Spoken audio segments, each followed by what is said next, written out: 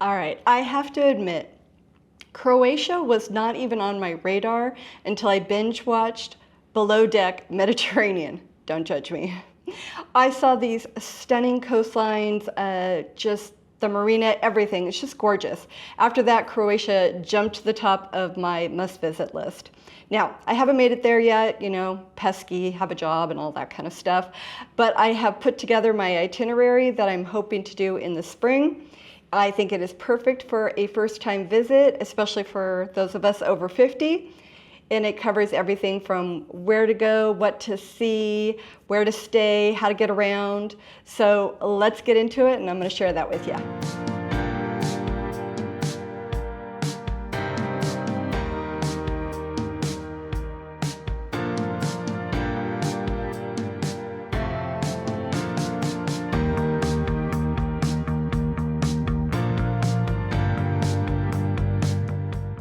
All right. So let's start with the basics. First off, good news, no visa is required for most visitors. You can stay in Croatia for up to 90 days with just your passport, so that's one less thing to worry about.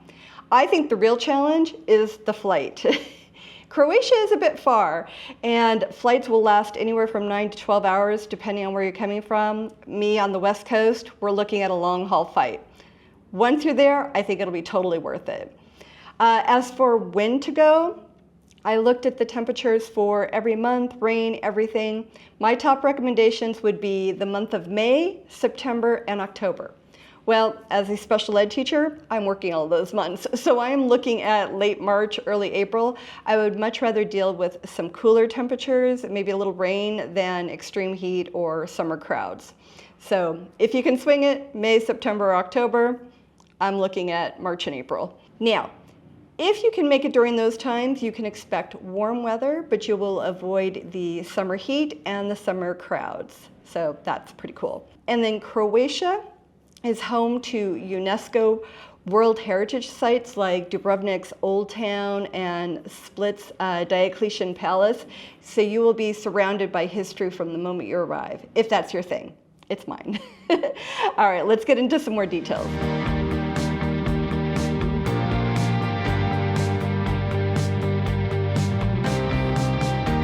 We're going to get into the daily itinerary I came up with, but overall, let's talk a little bit about where to stay.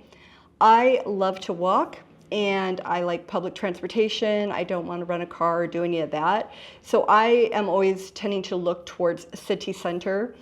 And that's going to be whether you're in Dubrovnik's Old Town or in Split.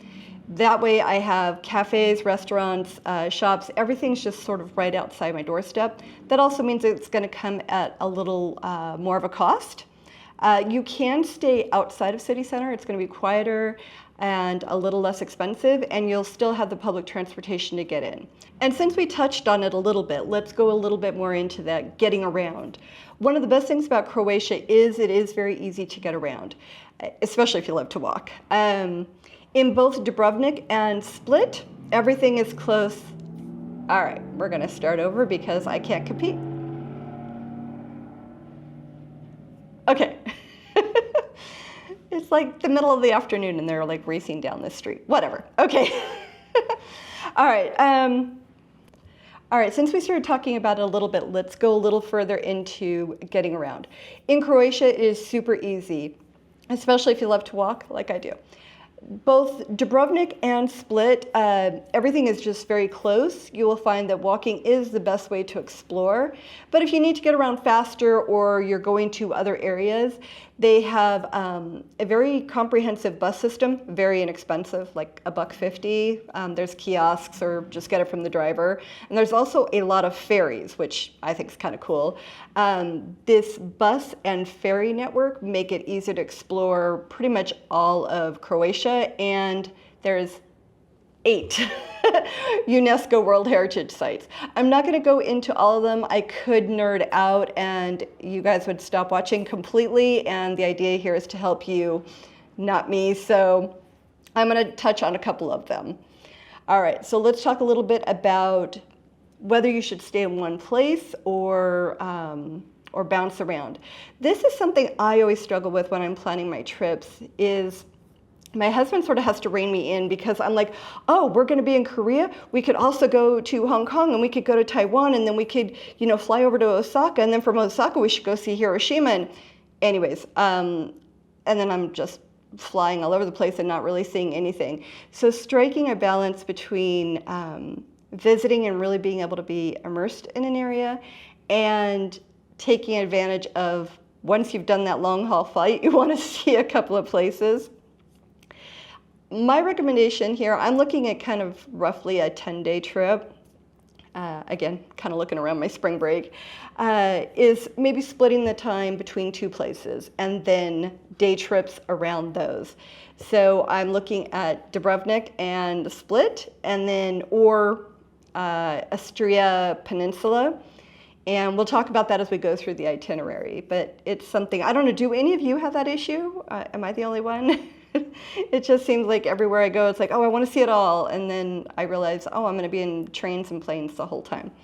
All right, I got sidetracked. I do that a lot. Dubrovnik's old city, the whole thing, it's just a UNESCO World Heritage Site, and that is an absolute must-see. And then if you split your time, you're able to see other local, historical, interesting places. All right. So let's get into this itinerary.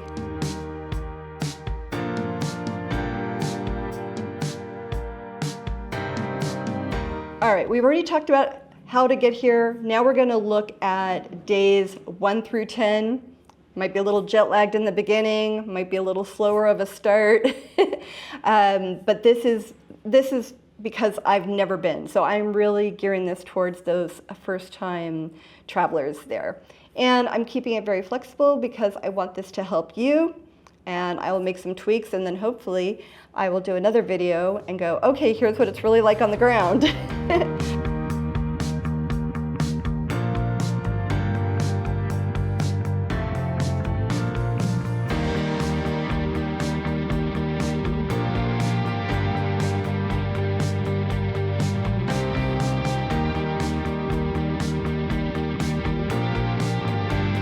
All right, days 1 through 3 are in Dubrovnik. Like I said before, this is a UNESCO World Heritage Site. You're going to want to spend a couple of days just walking the city, exploring the old town. You might take a ferry out to Lokrum Island. A hotel in Old Town is going to cost you around $100 to $150 a night because it is going to be right in that city center. And the price difference is really going to depend on the season. You're really paying for the location, I think. Meals are going to be about 10 to 25. Again, are you street food and cafe person, or are you a restaurant person? I am not adventurous when it comes to food at all. I would be more than happy to go get some French fries at a McDonald's. But my husband does love coffee, and so we're always on the lookout for a cafe or something.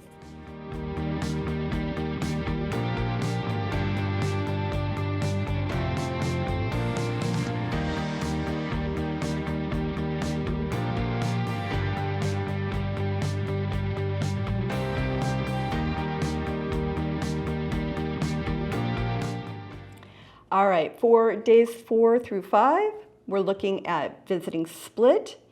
Again, this is another UNESCO World Heritage, is the Diocletian Palace, and you can visit nearby islands. There are so many islands, so I'm only naming a couple.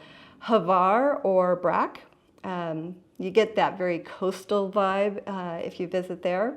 A good hotel here is going to be about $80 to $120 a night. Meals are roughly the same, $8 to $20.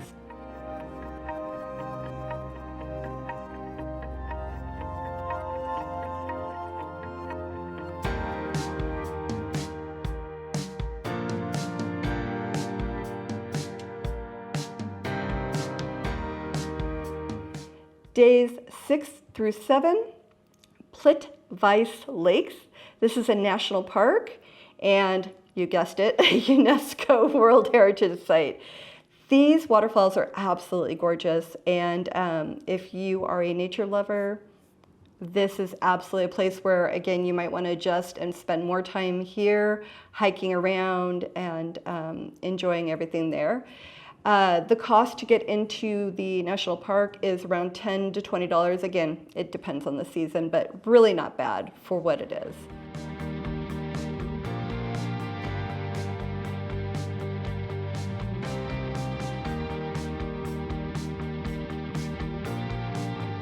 Days 8 through 10 are the Astria, I know I'm not saying that correctly, the peninsula. You can enjoy charming towns like Rovine. You could take a vineyard tour. I'm not a wine drinker, but just the nature and the scenery. And then there's plenty of fresh seafood. And here, the vineyards, actually, there's many that date back to the Roman era. So you're not going to get away from that history no matter what you're doing. And I think that is a great way to sort of unwind and sort of wrap up your trip. All right, so there you have it. That is my dream Croatian itinerary for the first-time visitors.